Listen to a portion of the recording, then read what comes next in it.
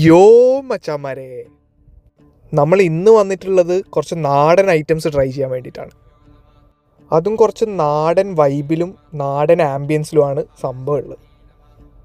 ഇവിടെ വരുമ്പോൾ മൊത്തത്തിലൊരു നാട്ടിൽ പോയ ഫീലാണ്. ഒരു തട്ടുകടയിൽ എങ്ങനെയാണോ അതേപോലെയാണ്.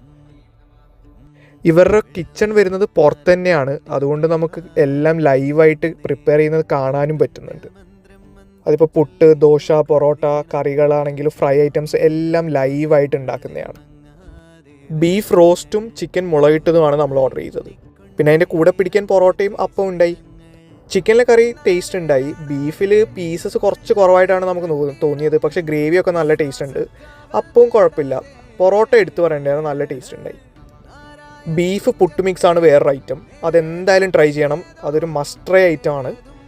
ഫ്രഷ് മിൽക്ക് ടീ, പിന്നെ അതിനുള്ള സ്നാക്സൊക്കെ അവൈലബിൾ ആണ്. ഈവനിങ്